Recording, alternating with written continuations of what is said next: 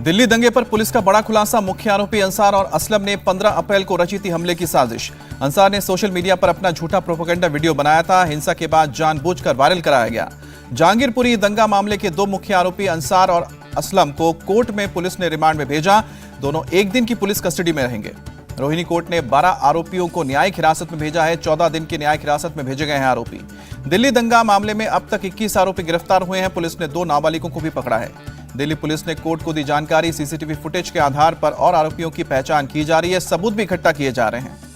जहांगीरपुरी हिंसा का मुख्य आरोपी अंसार फिल्म पुष्पा के सिग्नेचर स्टाइल में कोर्ट जाता दिखा। पेशी के दौरान मुस्कुराता दिखा। हिंसा के आरोपी अंसार ने कोर्ट से बाहर निकलने के बाद कहा कि हां, मैं कसूरवार हूं। दिल्ली पुलिस ने अब तक 7 केस किए दर्ज। आरोपियों के खिलाफ साजिश रचने और हत्या की कोशिश जैसे आरोपों में मुकदमा दर्ज किया गया है।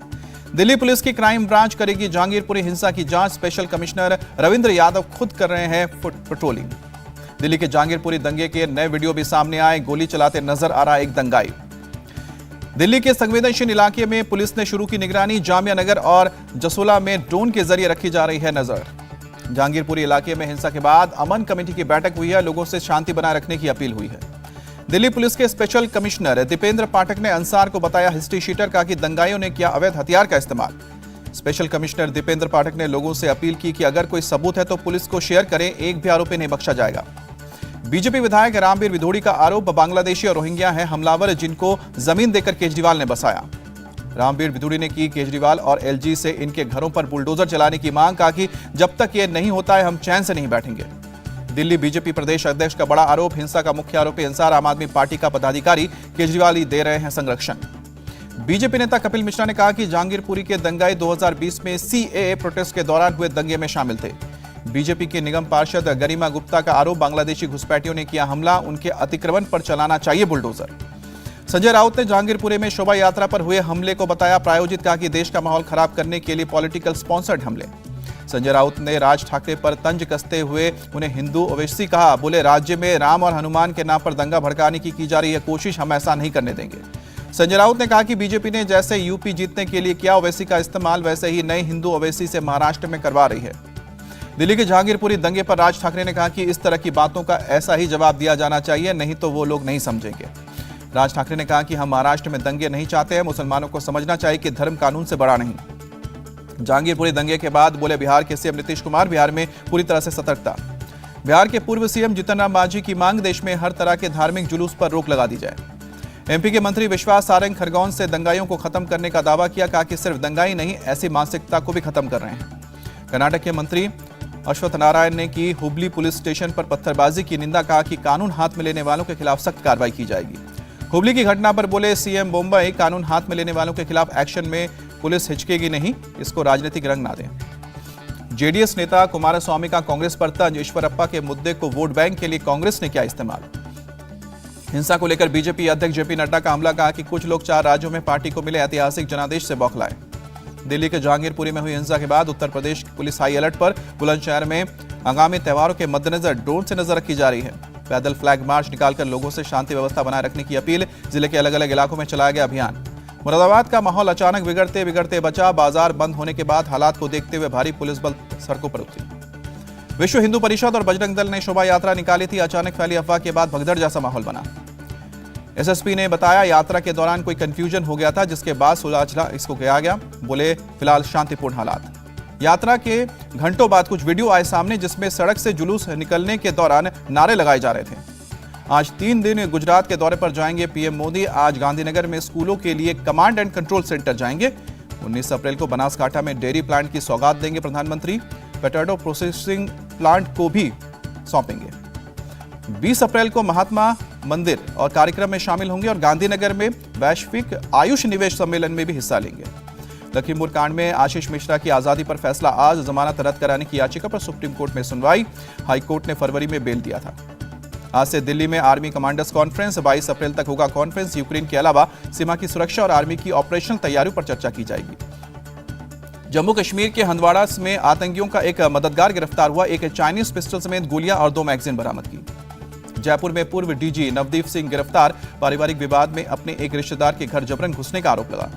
उत्तराखंड के चंपावत से चुनाव लड़ सकते हैं मुख्यमंत्री पुष्कर सिंह धामी। मौजूदा विधायक कैलाश गहतोड़ी छोड़ सकते हैं अपनी सीट। सीएम पुष्कर सिंह धामी को 6 महीने के अंदर विधानसभा का सदस्य बनना है जरूरी। कैलाश के इस्तीफे के बाद होगा उपचुनाव, जिसमें धामी होंगे बीजेपी उम्मीदवार।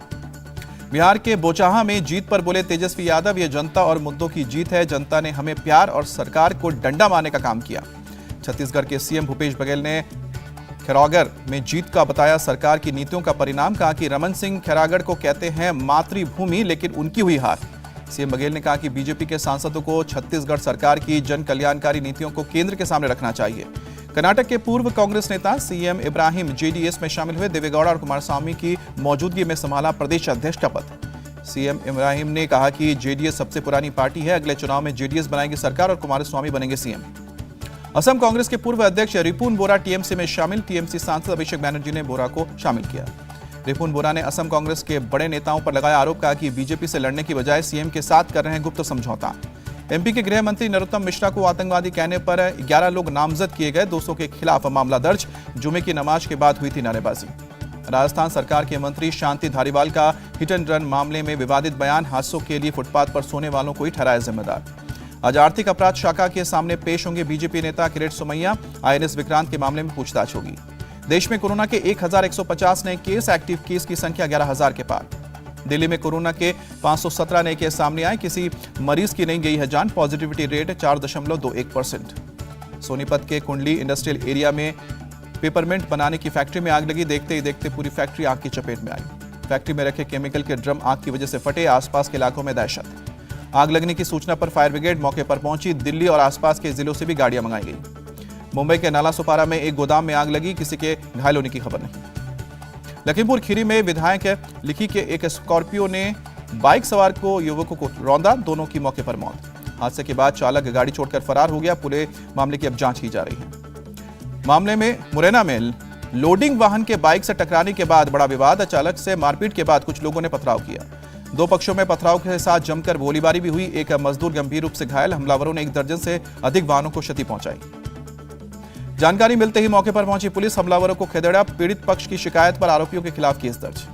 पश्चिम बंगाल के कूच बिहार में चक्रवात से 2 लोगों की मौत, करीब 50 लोग घायल। दिल्ली में ड्रग्स गिरोह का सामना, 20 करोड़ की हेरोइन जब्त की गई। अहमदाबाद में बढ़ती गर्मी और हीटवेव से लोगों की बड़ी परेशानी, घरों से बाहर निकलना मुश्किल। असम में तूफान, बिजली गिरने और भारी बारिश से 14 लोगों की मौत हुई है। राज्य आपदा प्रबंधन प्राधिकरण ने जारी किया आंकड़ा। राजस्थान के पाली में जोधपुर 40 वैगन में 20 लाख लीटर पीने का पानी पहुंचाया गया। 4 और ट्रेन की जाएंगी रवाना।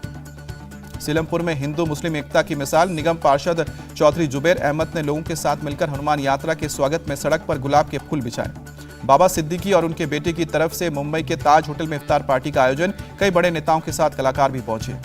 यूक्रेन से लौटे छात्रों ने दिल्ली के जंतर मंतर पर धरना दिया। सरकार से भारती कॉलेज में आगे की पढ़ाई के लिए एडमिशन देने की मांग की।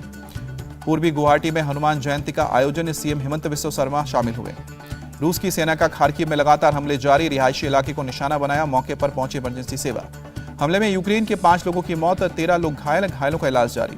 रूसी सेना इमारतों को बना रही है निशाना। हमले के बाद इमारतों में लगी आग। फायर सर्विस की टीम इमारतों से लोगों को रेस्क्यू करने में जुटी। खार्किव के मेयर ने पवित्र दिन पर बमबारी करने पर रूसी सेना की आलोचना की। मेयर ने कहा कि रूस ने इस दिन भी हमला जारी रखा, जिसमें 5 लोगों की जान गई। रूसी हमले में खंडर बना यूक्रेन का चर्निव शहर, चारों तरफ दिख रहा है घरों का मलबा, कई इमारतें जलकर खाक। यूक्रेन के राष्ट्रपति जेलेंस्की की जर्मनी से अपील, रूसी सेना से लड़ने के लिए जल्द हथियारों की मदद करें। ईस्टर समारोह के जश्न के बीच अमेरिका बॉर्डर से पोलैंड में पहुंचे कई शरणार्थी। लोगों ने युद्ध जल्द खत्म करने की मांग की। अमेरिका के सेंट पीटर्सबर्ग में पार्टी के दौरान फायरिंग, हमले में 2 नाबालिग की मौत, करीब 9 लोग घायल हुए। पाकिस्तान के नए प्रधानमंत्री शहबाज शरीफ ने पीएम मोदी को लिखा पत्र, दोनों देशों के बीच शांतिपूर्ण रिश्तों की अपील।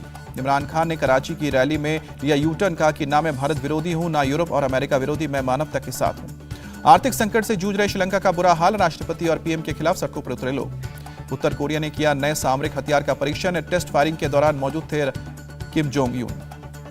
आज से बैंकों के खुलने के समय बदल जाएंगे। सुबह 9 बजे से खुलेंगे बैंक, कोरोना की वजह से 10 बजे से खुल रहे थे। केंद्रीय मंत्री पीयूष गोयल ने की प्लास्टिक उद्योग से आयात में कमी की अपील, कहा कि आत्मनिर्भर बनिए। आईपीएल में गुजरात टाइटंस की 5वीं जीत, चेन्नई सुपर किंग्स को 3 विकेट से मात दी। चेन्नई ने पहले बल्लेबाजी करते हुए 170 रन का टारगेट दिया। गुजरात ने 19.5 ओवर में टारगेट हासिल किया। चेन्नई की तरफ से ऋतुराज गायकवाड़ ने 73 और रायडू ने 46 रन की पारी खेली। रविंद्र जडेजा ने 22 रन बनाए। गुजरात के अलजारी जोसेफ ने 2 विकेट झटके, मोहम्मद शमी और यश दयाल एक एक विकेट लेने में कामयाब रहे। गुजरात की जीत के हीरो रहे डेविड मिलर ने धमाकेदार बल्लेबाजी की, नाबाद 94 रन की पारी खेली। Player of the match Miller David Miller ने 51 गेंदों में 6 छक्के 8 चौके की मदद से 94 रन बनाए। कप्तान राशिद खान ने 21 गेंदों में 40 रनों की पारी खेली। आईपीएल में कल के दूसरे मैच में सनराइजर्स हैदराबाद ने दर्ज की चौथी जीत, पंजाब को 7 विकेट से मात दी। इंडिया टीवी हर वक्त हर जगह डाउनलोड करने के लिए सर्च करें India TV news Google play store या ऐप स्टोर पर।